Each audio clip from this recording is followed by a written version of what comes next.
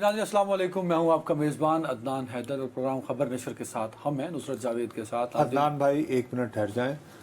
مجھے yes you are set to discuss, بہت آپ اہم بات کرنا چاہ رہے ہیں، لیکن ایک چھوٹی سی بات ہے یار، کل کو ہمارے ساتھ بھی کچھ ہو سکتا ہے.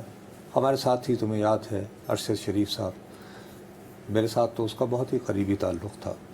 وہ بیچارہ کینیا میں قتل ہوا. اب وہ اس دنیا میں تو واپس نہیں آ سکتا، لیکن دل کو تسلی دینے کی ایک خبر آئی ہے.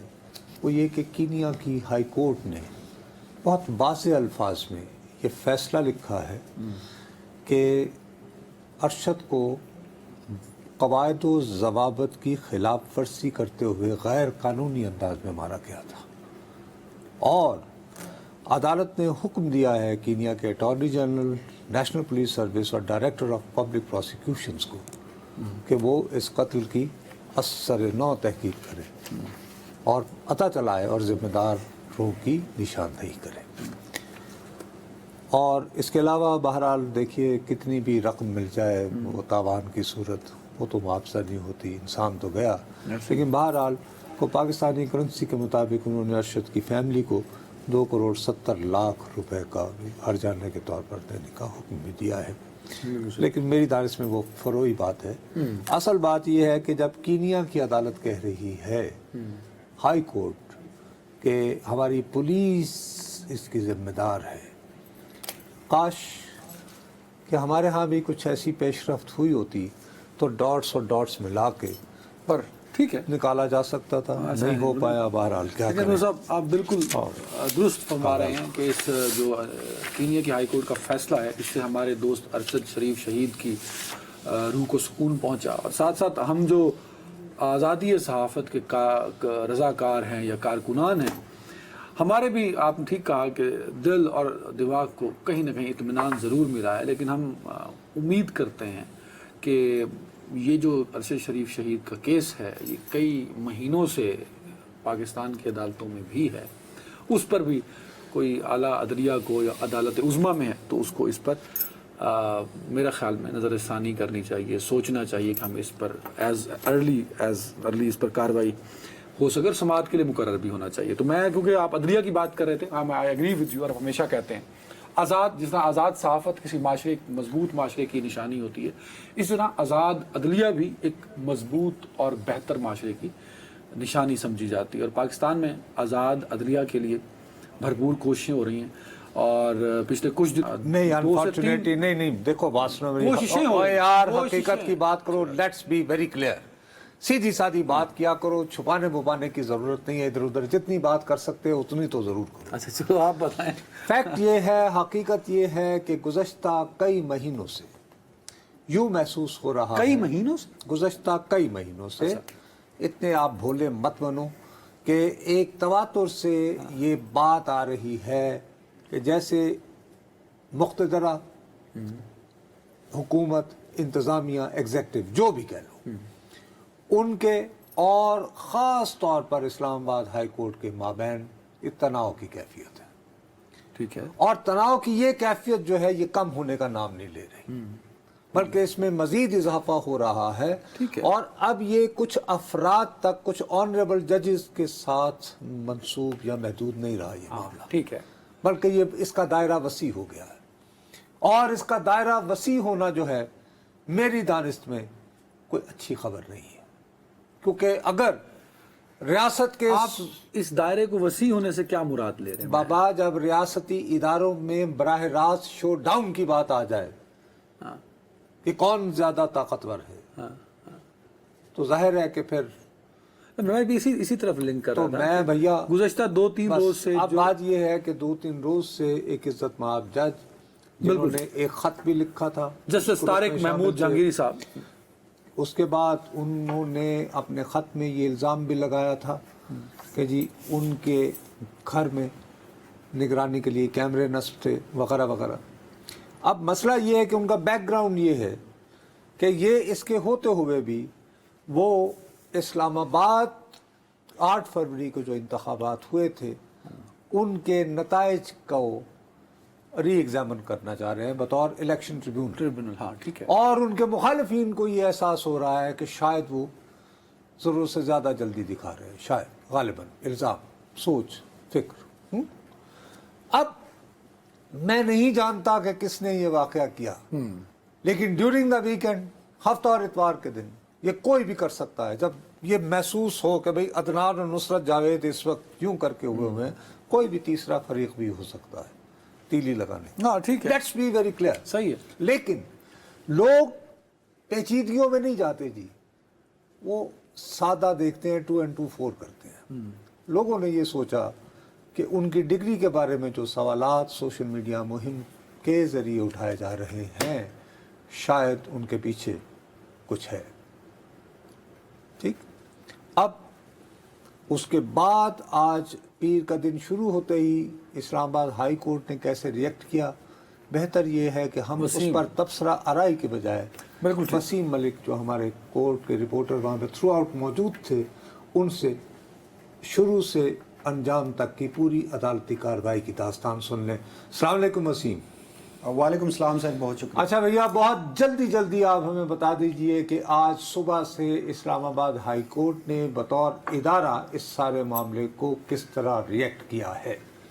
اچھا دیکھیے، گزشتہ 2 روز سے جب یہ سارا معاملہ سوشل میڈیا پر زیر بحث تھا تو ججز میں خاصی تشویش پائی جا رہی تھی، اور اسی حوالے سے آج ہماری اطلاعات کے مطابق جب یہ فل کورٹ بینچ یہاں بیٹھا ہے کورٹ روم میں، اس سے قبل ان کی انتظامی سائٹ پر ایک میٹنگ بھی ہوئی ہے، اور اس کے بعد پھر ججز نے یہ فیصلہ کیا ہے کہ یہ جو عناصر سوشل میڈیا پر اس طرح کی جو منفی مہم ہے جج کے خلاف وہ کر رہے ہیں، ان کے خلاف توہین عدالت کی کارروائی کی جائے. اور پھر اس چیز سے ہمیں یہ تاثر بھی ملا آج کے روز کہ جب یہ 7 ججز اسلام آباد ہائی کورٹ کے کمرہ عدالت نمبر 1 میں پہنچے تو ایک جو تاثر دیا جاتا تھا کہ ججز میں رفٹ ہے، ججز میں تقسیم ہے، تو وہ ہمیں کہیں نظر نہیں آئی. ججز مکمل طور پر اس بات پر غصہ بھی تھے، تشویش بھی تھی انہیں کہ جو ان کے ساتھی جج اس سارے معاملے کا سامنا کر رہے ہیں. تو جو آبزرویشنز آئیں وہ اس سارے معاملے میں ظاہر کرتی ہیں کہ ججز کس قدر برہم تھے. چیف جسٹس عامر فاروق نے سب سے پہلے جو ایڈیشنل اٹارنی جنرل ہیں انہیں روسٹم پر بلاتے ہوئے کہا کہ ہم نے بہت سمجھایا مگر کوئی نہیں سمجھا، ہم کہتے رہے کہ سٹاپ سٹاپ سٹاپ، مگر آپ لوگوں نے تو حد ہی کر دی. اب ہم اس معاملے پر پیچھے نہیں ہٹیں گے، جو بھی ججز کے خلاف اس منفی مہم کا حصہ بنے گا اسے سپیئر نہیں کیا جائے گا. یہاں پر جسٹس عامر فاروق نے یہ بھی کہا کہ اگر کسی کو سپریم جوڈیشل کونسل میں جانے کا شوق ہے تو وہ شوق سے جائے، مگر ججز کے خلاف یہ جو سوشل میڈیا پر اس طرح کی کارروائی کی جاتی ہے اس میں جو بھی ملوث پایا جائے گا وہ پھر یہ جو گرمیوں کی چھٹیاں ہیں، یہ جو گرمیاں ہیں، وہ اڈیالہ جیل میں انجوائے کرے گا. اور اس کے بعد پھر یہ غالباً کوئی 8 سے 10 منٹ کی سماعت تھی.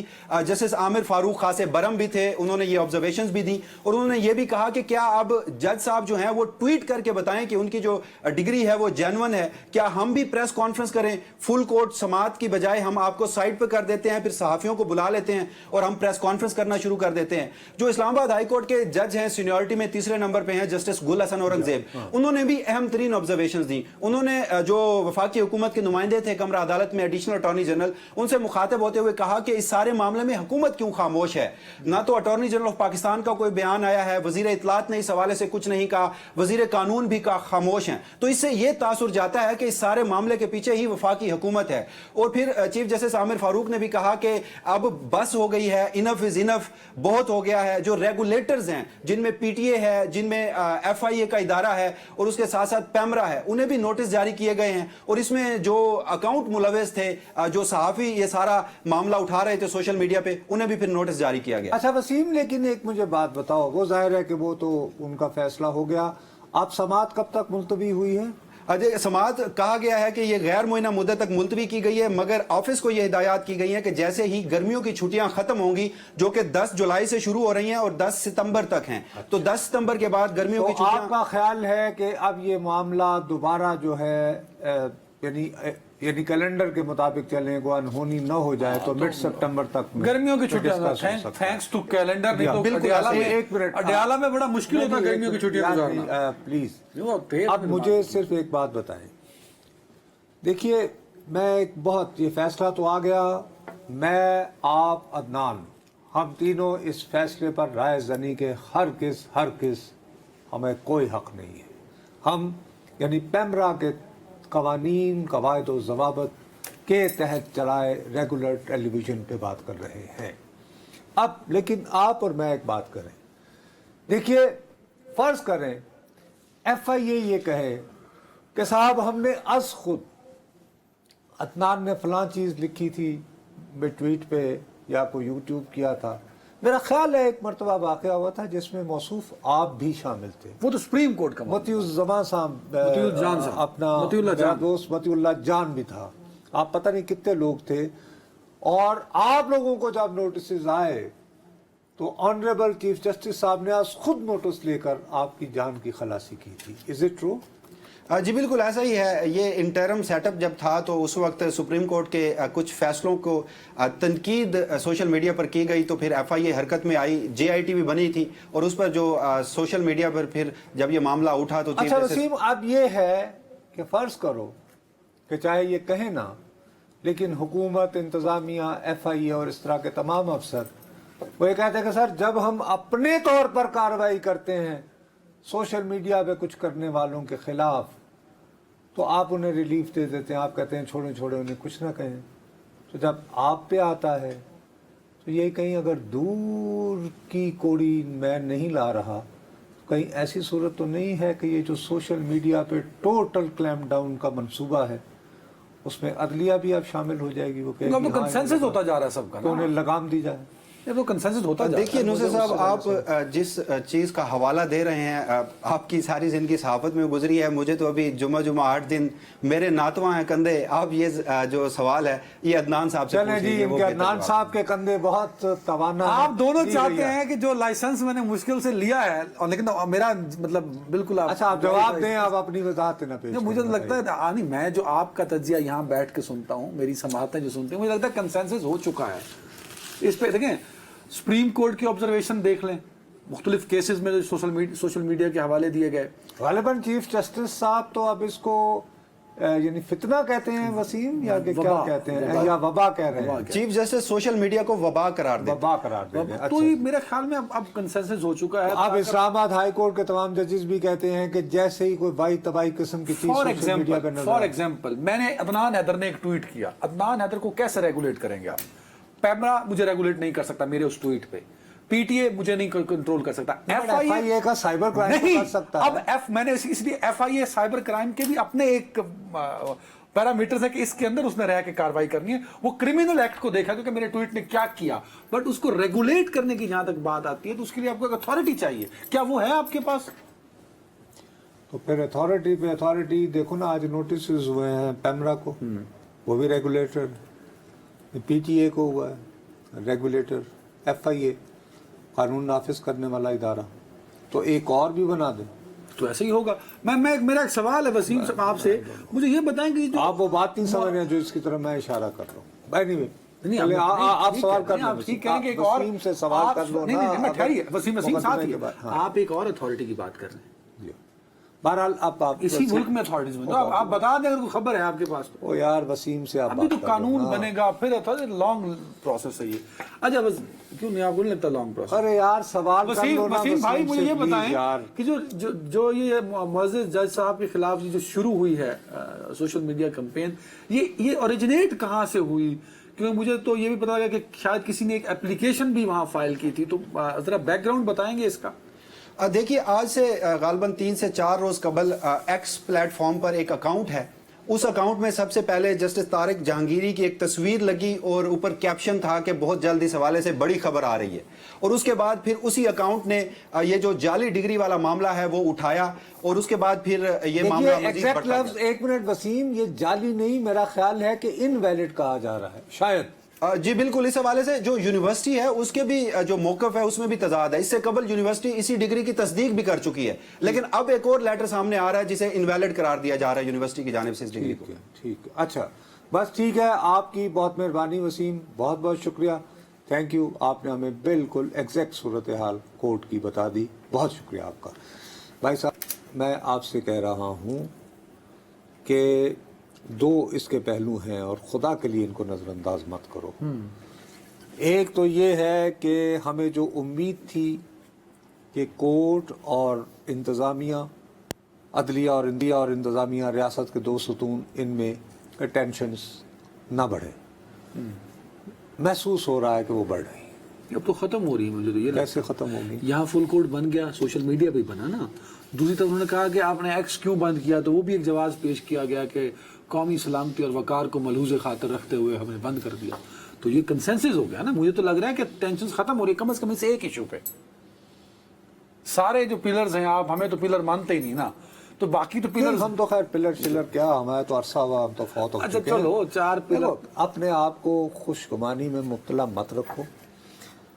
मैं तुम्हारी आंखों में आंखें डाल के बता रहा हूँ, जुमे के दिन मैं लाहौर के रेस्तोरां में था, मुझे एक साहब बैरून मुल्क से आए हुए थे।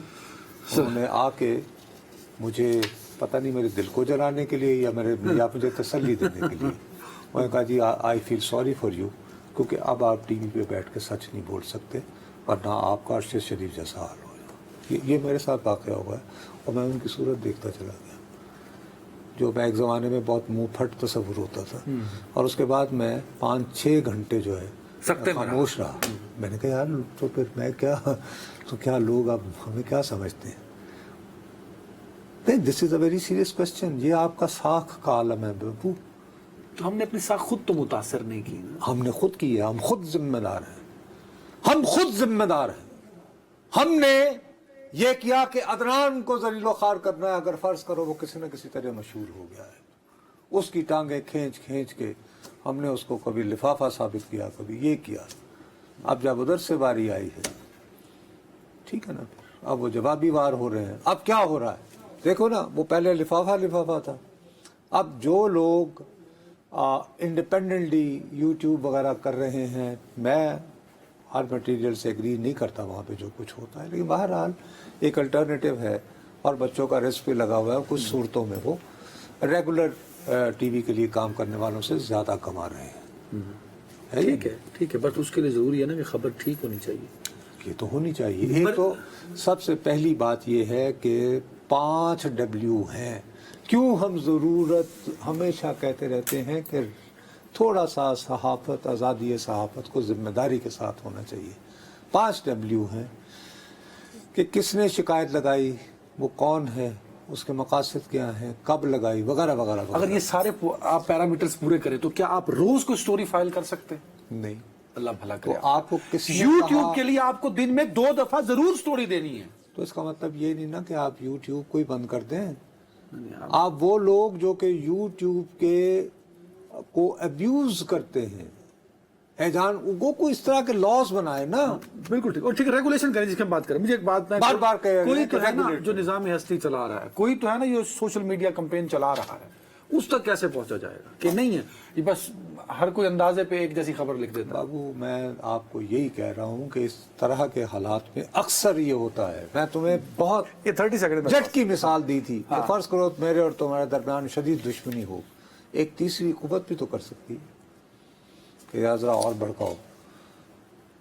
नहीं, मैं I am not ruling out the possibility कि हम दोनों में से अदनान ने किया हो या नुसरत ने किया हो, but at the same time don't rule out the possibility कि एक तीसरा बंदा कहता है यार थोड़े ठंडे हुए हैं। अल्लाह करे ऐसा हो, अल्लाह करे। इसलिए कोई ना कोई तहकीक होनी चाहिए। और सबसे बड़ी बात यह है कि मुझे यूँ महसूस होता है कि बात ये ना हो कि यार जब ऑनरेबल जजेस पे आती है तो उस वक्त तो इन्हें ये वबा भी महसूस होना शुरू हो जाती है और तिलमिलाहट भी होती है। कोई ना कोई इसको काउंटर तो जरूर करे, कोई ना कोई तो काउंटर तो जरूर करे होना चाहिए। इस तरह की मुनज़्ज़म साजिश जो है वो नहीं होनी चाहिए। वो अदलिया के खिलाफ, फौज के खिलाफ, पार्लिमान के खिलाफ, किसी सियासतदान या किसी फर्द के खिलाफ भी नहीं होनी चाहिए। एक ब्रेक नाज़रीन। Welcome back. नूर साहब देखें, आप रोज अपनी तोपों का रुख मेरी तरफ कर देते हैं कि यार तुम महंगाई पे बात क्यों नहीं करते, हमेशा कोर्ट केसेस लेके बैठ देते हो। लेकिन आपको पता है मैं एक हकीकत पसंद इंसान हूं। मैं टिड्डों कन्विंस है इस गल से कि साढ़े माशी मसले नहीं हल हो सकते। और यही बात प्राइम मिनिस्टर शहबाज शरीफ साहब अक्सर करते हैं। जैसे उन्होंने आज भी कहा कि तल्ख फैसले ना लिए तो दोबारा IMF की तरफ जाना पड़ेगा। ये लफ्ज उन्होंने नहीं कहा। अच्छा नहीं, अरे भाई क्लिप है अगर तो यार खुदा के लिए पहले नहीं वजीर आज़म आई थिंक यू चलाएं जी को क्लिप, मैं गलत हो सकता हूँ। ہمارے جو بہت قابل محنتی وزیر خزانہ ہیں ان کا آج بیان بھی چھپا ہے کہ اگر ہم نے ریفارمز نہ کی، اگر ہم نے بڑے کڑوے فیصلے نہ کیے تو پھر جو 3 سال کیا اس کے بعد بھی پھر خدا نخواستہ ہمیں IMF جانا پڑے گا۔ میں سمجھتا ہوں کہ وہ ڈوب مرنے کا مقام ہوگا اگر 3 سال بعد پھر دوبارہ ہم IMF جائیں۔ یہ اصل میں آپ کو نہیں کہہ رہے ہیں، میں مذاق نہیں کر رہا ہوں، یہ کہہ رہے ہیں اپنے وزیر خزانہ کو۔ نہیں واقعی یار تم نے سنا نہیں، انہوں نے یہ کہا ہے کہ بڑے قابل، نہیں آپ نے ایڈٹ تو نہیں بھائی صاحب میں کیا دوبارہ چلاؤں؟ انہوں نے کہا ہے کہ بڑے قابل، بڑے محنتی ہیں۔ اس کے بعد انہوں نے کہا کہ کیونکہ وہ کہہ رہے ہیں نا کہ اسی مہینے، یہ لفظ انہوں نے کہا تھا کہ جی اگر ٹیکس نہیں دیے گئے تو دوبارہ جانا پڑے گا، کل چھپا اخبار، ٹھیک ہے نا، اور انہوں نے اس بیان کا حوالہ دیا۔ اس کے بعد میں کہا ڈوب مرنے کا مقام ہے، یعنی موصوف اگر آپ ان 3 سالوں آپ میں غلط کانٹیکسٹ بنا رہے ہیں، ایسا نہیں ہے، وہ کچھ اور کہنا چاہ رہے تھے، وہ اتنے لوگوں کے بیچ میں تھوڑا وہ اوپر نیچے۔ نہیں ایسی بات نہیں، میں پولی تھی یہاں پر ایڈی بھی نہیں۔ شہباز صاحب نے صحیح معنوں میں کہ جی ڈوب مرنے کا مقام ہے کہ آپ کو پورا اختیار دے دیا ہے، آپ لگائیے ٹیکس جتنے لگانے ہیں، آپ کا ہاتھ روک رہا ہوں میں۔ انہوں نے اپنی، اور اس کو دیکھیے، اس بات کو پلیز اس کو ایک کانٹیکسٹ میں رکھ کر دیکھو۔ ادھر وزیر اعظم صاحب یہ فرما رہے ہیں، ساتھ ہی اب قومی اسمبلی، ابھی تو اس کا اجلاس ختم ہوا ہے بجٹ کا، کل دوبارہ اور اچانک، حالانکہ اگست میں ہونا تھا، you know if you go by parliamentary calendar, تو قومی اسمبلی کا دوبارہ اجلاس متوقع تھا اگست کو، ٹھیک ہے، انہوں نے کل بلوا لیا ہے۔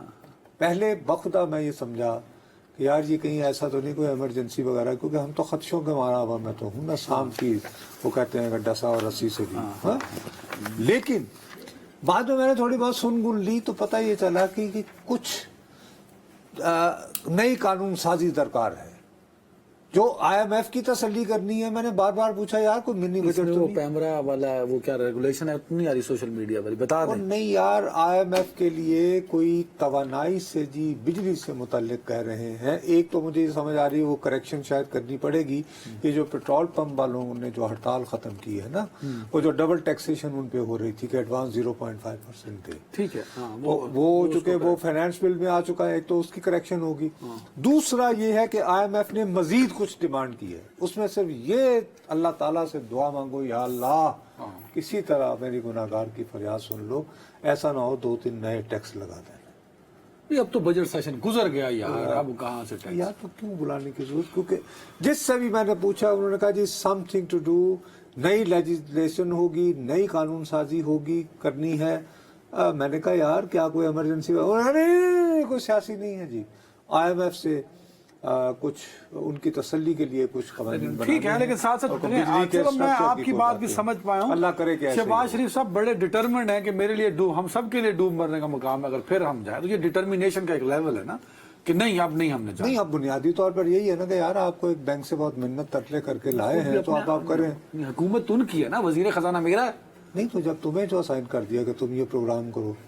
ویسے گل سن، جن کو مہنگائی ہو چکی ہے نا، میں مذاق نہیں کر رہا، ویری سیریس، یہ مقام وہی ہے جس کا وہ ذکر کر رہے ہیں۔ نصرت صاحب 20,000 تنخواہ ہے اور 25,000 بل آیا ہے، وہ ایک الگ ایک قصہ ہے، وہ میں آج ایک سیگمنٹ اس پہ کرنا چاہ رہا تھا، لیکن جو میں آپ کو گھر کا راشن لینے جائیں نا نصرت صاحب، او بھائی صاحب، جب میں اس طرف آتا ہوں آپ کہتے ہیں جی نہیں، پھر میں آپ کو بیرسٹر دیکھو بہت ساری ابھی بھی ایسی گنجائش تھی کہ آپ کہیں نہ کہیں عوام کو ریلیف فراہم کر سکتے تھے، تھوڑی بہت گنجائش ہے، ایسا بھی کیا گزرا نہیں ہے، لیکن آپ تیار ہی نہیں ہے۔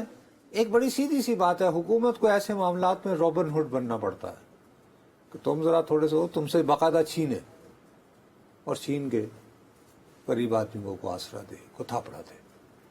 اگر آپ رابن ہوڈ نہیں بنیں گے، طلب اور رزق کے چکر میں چلیں گے تو ڈوب مرنے کا مقام واقعی آئے گا، آپ کو شاید 3 سال بعد بھی جانا پڑے۔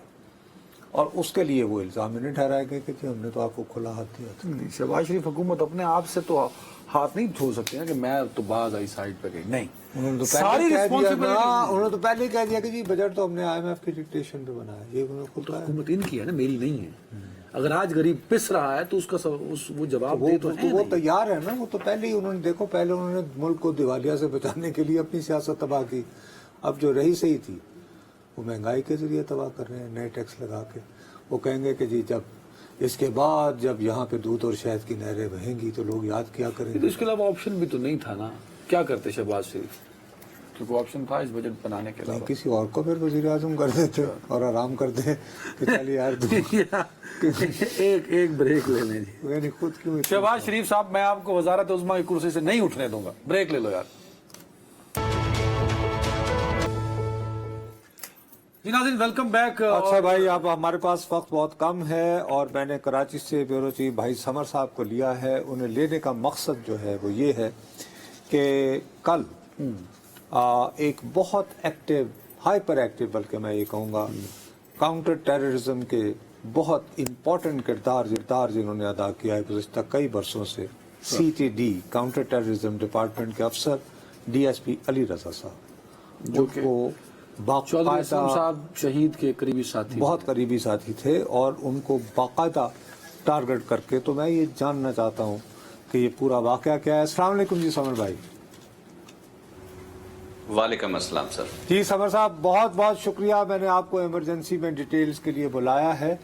تھوڑا سا صرف علی رضا صاحب کا ہمارے دیکھنے والوں کے لیے بیک گراؤنڈ بتا دیجئے کہ یہ کتنے اہم آفسر تھے CTD کے. جی بہت شکریہ نصرت صاحب. اور بھائی جان, بات یہ ہے کہ CTD کے جو افسر ہیں علی رضا, یہ کافی ذہین آفیسر تھے, اور انہوں نے جو ہے BLA, TTP اور جو کراچی میں عسکری ونگ کے ٹارگٹ کلرز تھے ان کے خلاف جو ہے بھرپور کارروائیاں کی تھی. لیاری گینگ وار کے خلاف یہ بڑے سرگرم رہے. چودھری اسلم کے قریبی ساتھیوں میں شمار ہوتا ہے. CTD گارڈن کے یہ جو ہے ان کی تعیناتی تھی انویسٹیگیشن میں بطور DSP, اور یہ بہت ہی ایکٹیو آفیسر پہچانے جاتے ہیں, جانے جاتے ہیں. شہر میں ان کا بڑا نام تھا. راجہ عمر خطاب ہیں, مظہر مشوانی ہے, CTD کے قابل افسران میں ان کا شمار ہوتا تھا. بدقسمتی سے کل جو ہے ان کو ٹارگٹ کیا گیا کراچی کریم آباد کے علاقے میں, شکیل کارپوریشن, جہاں پہ ان کی پیدائش اسی ایریا میں ہوئی. اب ایک منٹ سمر بھائی, سوری آپ کو میں کاٹ رہا ہوں, لیکن یہ بات امپورٹنٹ ہے. سوال یہ ہے کہ آج کل جس قسم کی ایک دوبارہ لہر ابھر رہی ہے دہشت گردی کی, تو مجھے 100% یقین ہے کہ علی رضا صاحب کو بھی تھریٹس آ رہے ہوں گے. سوال اٹھتا ہے کہ وہ کریم آباد بیچارے کیوں, ان کو کیا یہ پہلے سے متنبع نہیں کیا جا رہا تھا کہ سر آپ کریم آباد نہ جائیں, ٹھیک ہے آپ کی جائے پیدائش ہے, آپ کا بھائی محلہ ہے, وہاں آپ کے دوست یار ہیں, بٹ جانے سے گریز کریں. نصرت صاحب, CTD کے جو افسر تھے علی رضا, یہ خود بڑے جو ہے ذہین آفیسر تھے, اور یہ کل بھی یہ بات ڈسکس ہوئی کہ یہ ایک تو انہوں نے گارڈ لے کے ساتھ نہیں چلتے تھے, دوسرا یہ ان کا جو آبائی علاقہ تھا وہاں پہ یہ اکثر بیشتر اوقات جو ہے یہ جاتے تھے. اچھا, ایک یہ شادی شدہ نہیں تھے, ان کی فیملی نہیں تھی, تو یہ تمام جو ٹائم تھا وہ دوستوں کے ساتھ گزارتے تھے. اس علاقے میں جو شکیل کارپوریشن کا علاقہ ہے, وہاں پہ یہ جو غریب غربا لوگ تھے ان کو راشن بھی تقسیم کرتے تھے. جو عینی شاہدین یا علاقہ مکینوں سے ہماری بات ہوئی, ان کا کہنا ہے کہ 100 سے زائد گھرانوں کو یہ مستقل ماہانہ جو ہے ان کو راشن بھی فراہم کرتے تھے. پھر عید تہوار پہ ان کی مدد بھی کرتے تھے. کافی جو ہے درویش صفت انسان تھے. اکثر اوقات انہیں دیکھا گیا بغیر جو ہے گارڈز کے چل رہے ہوتے تھے. گاڑی بم پروف تھی, حالانکہ بطور یہ DSP CTD میں تعینات تھے, لیکن یہ لاپرواہی کہی جا سکتی ہے کہ وہ اتنے لاپرواہی انہوں نے دکھائی کہ اپنے ہی جہاں پہ وہ مستقل جاتے تھے وہاں پہ انہیں ٹارگٹ کیا گیا. اور اس حوالے سے ہماری جو انویسٹیگیشن افسران ہیں ان سے بات ہوئی, تو ان کا کہنا ہے کہ باقاعدہ جو ہے ان کو ٹارگٹ کیا گیا ہے. اب دیکھنا یہ ہے کہ کس کلدم تنظیم کی جانب سے ٹارگٹ کیا گیا, کیونکہ ابھی تک کسی بھی تنظیم نے ذمہ داری قبول نہیں کی. لیکن وہ جو نام چل رہا ہے الفجر, وہ ایسے ہی ہے ابھی. جی نصرت صاحب بالکل الفجر جو ہے وہ ہماری بات ہوئی ہے سی ٹی ڈی کے ڈی آئی جی آصف حجاز شیخ. انہوں نے کہا یہ ایک سوشل میڈیا پلیٹ فارم ہے جس پہ یہ جو اس طرح کا کلیم کیا گیا, لیکن ابھی تک کسی تنظیم کی جانب سے یہ جو ہے ذمہ داری قبول نہیں کی گئی ہے. تو تفتیش کر رہے ہیں کہ آیا یہ کس تنظیم کا کام ہو سکتا ہے, ایک اور چیز ایڈ کیجیے گا, یہ کام ہو سکتا ہے. کیونکہ آپ کی تو ایکسپرٹیز ہیں, آپ نے شروع کرائم سے کیا. یہ کچھ اطلاعات یہ آئی تھیں کہ سی ٹی ڈی کے جو افسران اور اہلکار ہیں ان کو دھمکیاں ملنا شروع ہوئی ہیں ٹیلی فون پہ اور ای میلز پہ اور تھرو لیٹر. تو وہ دھمکیاں کب سے ملنا شروع ہوئی, یہ سلسلہ کب شروع ہوا ہے, اور کس جماعت کی جانب سے یا گروہ کی جانب سے یہ دھمکیاں دی جا رہی تھی؟ کوئی اطلاع ہے اس طرح کی؟ دیکھیں اس حوالے سے اگر میں آپ کو آگاہ کروں تو سی ٹی ڈی کے جو افسران ہیں وہ تھریڈ ان کو آلریڈی ملتے رہتے ہیں. یہ کوئی نئی بات نہیں کہ ابھی ان کو کال آ گئی ہے, لیکن ہماری عید سے پہلے بھی افسران سے بات ہوئی اور عید کے بعد بھی تو تھریڈ الرٹ تھے, لیکن جو سیاسی یا دیگر جو عام شخصیات تھے ان کو تھریڈ الرٹ تھے. اس حوالے سے جو ہے سی ٹی ڈی ان پر کام بھی کر رہی تھی, لیکن حیرت انگیز طور پہ جو دہشت گرد تھے انہوں نے سی ٹی ڈی کے افسر کو ٹارگٹ کیا اور اس کی مکمل ریکی کے بعد ٹارگٹ کیا, جس یہ طویل عرصے کے بعد کسی ہائی پروفائل پولیس افسر کو ٹارگٹ کرنا سامنے آیا ہے. ادروائز کراچی میں یہ چیزیں رک چکی تھی. ٹارگٹ کلنگ جو ہے یہ اچانک ایسا گروپ آیا جو سراب گوٹ پہ ایک پولیس اہلکار کو جو ہے 1 ماہ قبل جو ہے وہ شہید کیا گیا. اب جو ہے سی ٹی ڈی کے افسر کو جو انتہائی قابل افسر تھے اور بالکل ایک اہم پوسٹ پہ تعینات تھے اس کو ٹارگٹ کرنا, یہ ایک پورا کراچی جو ہے وہ ہل گیا ہے اس ٹارگٹ سے. اور یہ کوئی عام بات نہیں, اسے جو ہے رد نہیں کیا جا سکتا, یہ اسے اگنور نہیں کیا جا سکتا. یہ بڑی اہم بات ہے کہ کراچی میں اس دن ٹارگٹ کیا گیا سی ٹی ڈی کے افسر کو جس دن وزیر اعظم پاکستان شہباز شریف کراچی میں پورا دن انہوں نے مصروف گزارا. اس کے بعد بوہری کمیونٹی کا ایک انٹرنیشنل ایونٹ جو ہے وہ شہر میں چل رہا ہے جہاں دنیا بھر سے جو ہے مہمان کراچی میں آئے ہوئے ہیں. اب ایک اور اہم بات یہ کہ یہ ایسے وقت میں ہوا ہے جب حکومتی سطح پہ بھی بیرون ملک سے یہ امید کی جا رہی ہے کہ انویسٹمنٹ پاکستان آ رہی ہے, اور ایسے ٹائم پہ ایک ایسے شخص کو, ایسے پولیس افسر کو ٹارگٹ کیا کہ وہ ہیڈ لائنوں کی نظر ہوا, اور پورا کراچی جو ہے وہ اس وقت اسی خبر پہ تبصرہ کر رہا ہے. سی ٹی ڈی کے علی رضا جو ہیں ویری رائٹ سمر بھائی, بہت بہت شکریہ. آپ ہمیں امید ہے کہ آپ ڈیٹ دیتے رہیں گے کہ کیا ڈیولپمنٹ انویسٹیگیشنز کی ہو رہی ہیں, کیونکہ جلد از جلد اس کا بہت شکریہ سر. نصرت صاحب جلدی سے, میں کیونکہ ہمیشہ ہم نے بات کی جب بھی سیکیورٹی کے حوالے سے, ٹیررزم کے حوالے سے, لیکن کے پی کے اور بلوچستان مصیبت یہ ہوتا ہے کہ خیبر پختونخوا تک ہی اور پھر اسی بارے میں ساری بحث شروع ہو جاتی ہے. لیکن یہ جو کراچی انویسٹمنٹ کی بات اور کراچی کا ذکر اور کراچی میں جو حالات ہیں اور نہیں, اور ساتھ میں کہا کہ یہ پہلا واقعہ نہیں ہے. پھر انہوں نے جو ٹائمنگ بتائی ہے کہ شہباز شریف وزیر اعظم وہاں موجود, بوری کمیونٹی کا بوری کمیونٹی کے اپنا فیسٹیول, اور ان کے روحانی رہنما بھی آئے ہوئے تھے چند دن قبل, شاید ابھی بھی وہاں ہوں. اب اس صورت حال میں ایک اتنے ہائی پروفائل آفسر کو, اور وہاں کریم آباد بہت گنجان آباد علاقہ ہے, تم اتنا کراچی کے واقف نہیں ہو, میں تو کراچی میرے لیے اسلائی کا ہوم ٹاؤن, ٹھیک ہے, میں ہوں لاہوری لیکن بہت زیادہ. تو کریم آباد تم ایسے ہی ہے کہ جیسے بھری مارکیٹ میں جا کر تم ایک بتے کو یوں کر کے ٹک ٹک ٹک کر دو, یعنی باقاعدہ اس طرح, اور you get away with it. یعنی کہ اس کا مطلب ہے کہ وہ بہت دنوں سے ان کا تعاقب کر رہے تھے, ان کی ایک ایک چیز موو ہو رہی تھی, واچ ہو رہی تھی, سوری, ایک ایک موومنٹ, اور مکمل ریکی کے بعد یہ اسکیری کہ, اور یہ میرا خیال ہے کہ کراچی کے لا انفورسمنٹ ایجنسیز کے لیے ایک چیلنج ہے کہ یہ جلد از جلد اتنے ایکٹیو, اتنے ہائپر آفسر کی شہادت کا سراغ لگائیں. اور یہ ضروری بھی ہے, کیونکہ ہم نے ذکر بھی کیا نا, جو پالیسی بنانی ہے, اسٹریٹجی یا آپریشن عزم استحکام کو لے کے, وہ صرف آپ نے ذکر کیا تھا کہ وہ کے پی کے میں نہیں ہے. میں بار بار کہہ رہا ہوں بھیا, خیبر پختونخوا میں میری تو ابھی کوشش یہ ہے, مصیبت یہ ہے کہ ہم یہ جو عدالت اور انتظامیہ کا جھگڑا ہے اس نے اتنا الجھا دیا ہے. اب سندھ کے کچے میں جو وارداتیں ہو رہی ہیں, میرا خیال ہے کہ وہ بھی مستقل ہماری توجہ کا مستحق ہے, اور ہمیں اس پر بھی نگاہ رکھنا ہوگی. Very right. تو صرف فوکس جو ہے, ہم جب بھی ذکر کرتے ہیں بد امنی کا تو وہ کے پی کے کا نام سامنے آ جاتا ہے, حالانکہ ایسا نہیں ہے. جہاں جہاں بھی ایسے واقعات ہوں وہاں کاؤنٹر کرنے کی ایک اسٹرانگ پالیسی اور آپریشن کی ضرورت ہے. اپنا بہت خیال رکھیے گا اس دعا کے ساتھ کہ بد امنی سے یہ ملک جلد از جلد پاک ہو سکے. اللہ حافظ.